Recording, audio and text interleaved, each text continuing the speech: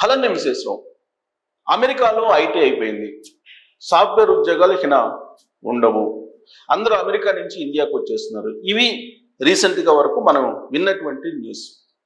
కానీ అమెరికాలో ఉన్నటువంటి సాఫ్ట్వేర్ ఉద్యోగుల పంట పండింది అని చెప్పి ఇప్పుడు లేటెస్ట్గా తెలుస్తోంది.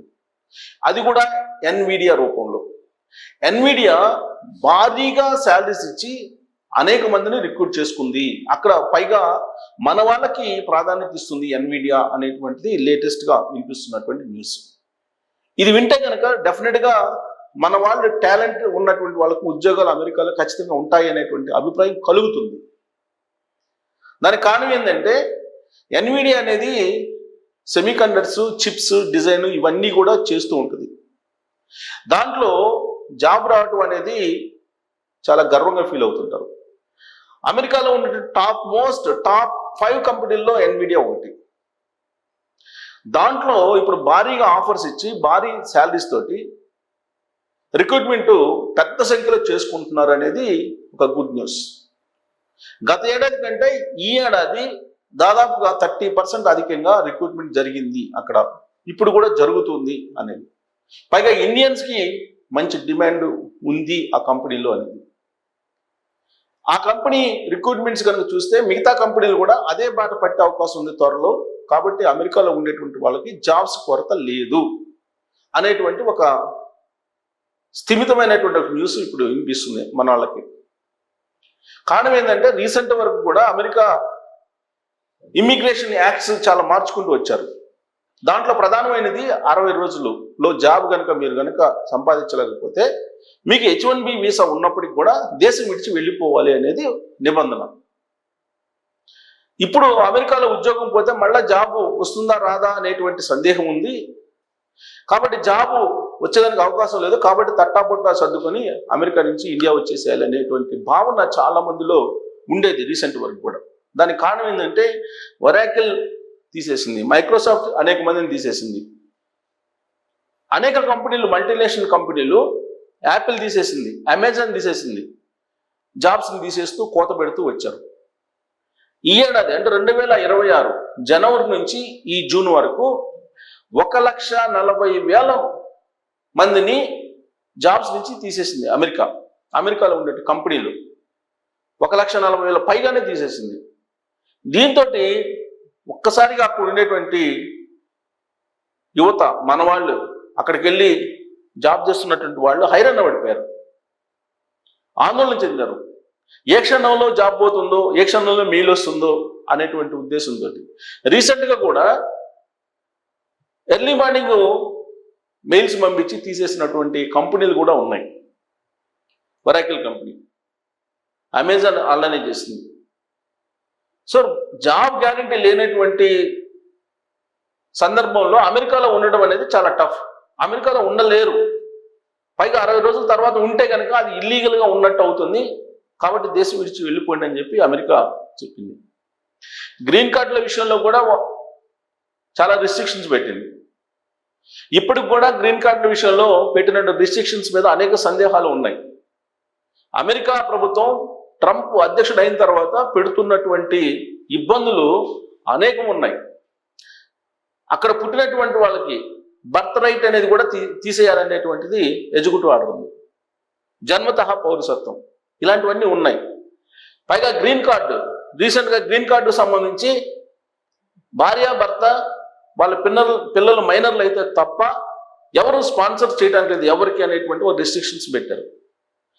అమెరికాలో గ్రీన్ కార్డు అప్లై చేసినప్పటికీ కూడా మీకు జాబ్ లేకపోతే మీరు వెళ్ళిపోవాలి అనేది ఒకటి.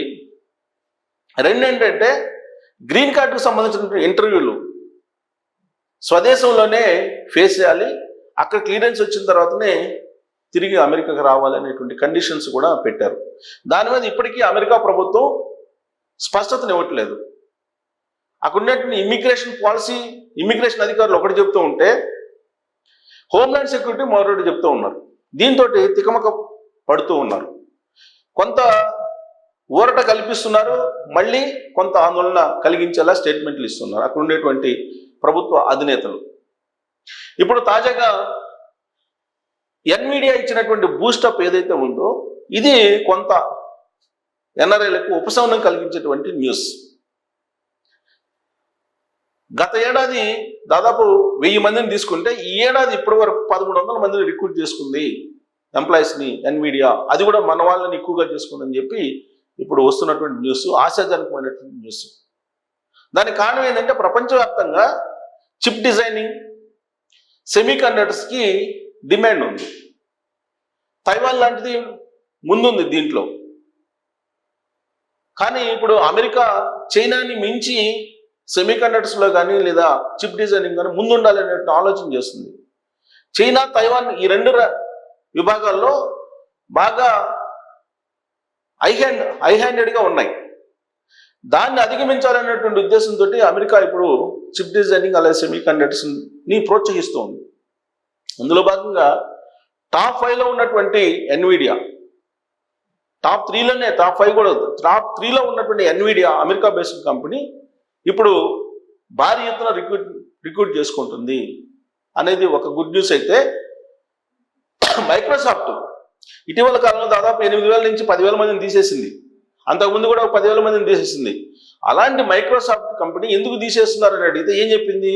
ఆర్టిఫిషియల్ ఇంటెలిజెన్స్ వచ్చేసింది, ఆర్టిఫిషియల్ ఇంటెలిజెన్స్ రీసెర్చ్లో ఉంది, ఆ ఆర్టిఫిషియల్ ఇంటెలిజెన్స్ వచ్చిన కారణంగా ఉద్యోగుల సంఖ్య తగ్గించుకుంటున్నాము, అవసరం లేదు అని చెప్పింది. ఇప్పుడు 4 గరుచుకుంది ఆ కంపెనీ. ఆర్టిఫిషియల్ ఇంటెలిజెన్స్ ద్వారా కోడింగ్ చేయడం అనేది ఖరీదైనటువంటి అంశము, కాబట్టి ఉద్యోగుల చేత చేయించుకోవడం బెటరు అనేటువంటి ఒపీనియన్కి వచ్చేసింది. దాంట్లో భాగంగానే ఊబర్ తోటి కుదుర్చుకున్న ఒప్పందాన్ని కూడా రద్దు చేసుకుంది. ఎందుకు? కోడింగ్ ఇచ్చేటువంటి అంశంలో ఆర్టిఫిషియల్ ఇంటెలిజెన్స్కి ఎక్కువ ఖర్చు అవుతుంది.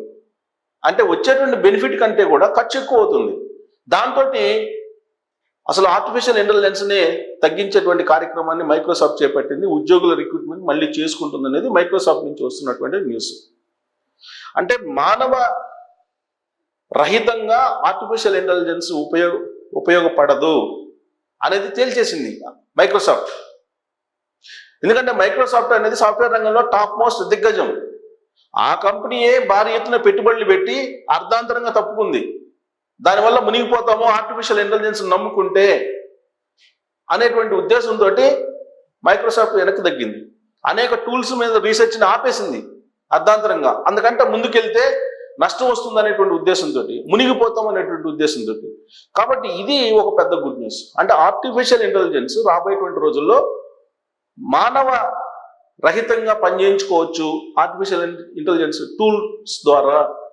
ఆ టూల్స్ ఉంటే చాలు అని కంపెనీలు ఏవైతే అనుకున్నాయో అది తప్పు అని చెప్పి భావిస్తున్నాయి. ఇప్పుడు ఒకప్పుడు సత్య నాదెన్లు కానీ, జూకర్బర్గ్ కానీ, ఎలన్ మస్క్ కానీ ఇలాంటి వాళ్ళందరూ ఏం చెప్పారు? రాబోయేటువంటి రోజులు అసలు పనే ఉండదు సాఫ్ట్వేర్ ఉద్యోగులకి, అన్నీ ఏఐ మోడల్స్ చేసేస్తాయి, ఏఐ ఏజెంట్లు చేసేస్తాయి అని చెప్పి అన్నారు.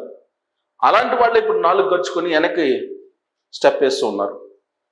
ఇప్పుడు మళ్ళా ఉద్యోగాలకు సంబంధించిన రిక్రూట్మెంట్ జరుగుతుంది. అవసరం ఉన్న డొమైన్స్లో భారీగా ప్యాకేజీలు ఇచ్చి రిక్రూట్ చేసుకుంటున్నారు.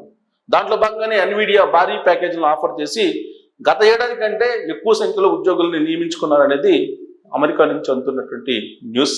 సో రాబోయే రోజుల్లో ఎన్విడియా లాగానే మిగతా మల్టీనేషనల్ కంపెనీలు కూడా భారీ రిక్రూట్మెంట్కి తెరలేపేటువంటి అవకాశం ఉంది అనేటువంటిది ఇప్పుడు సాఫ్ట్వేర్ రంగంలో వినిపిస్తున్నటువంటి ఒక ప్రధానమైనటువంటి న్యూస్.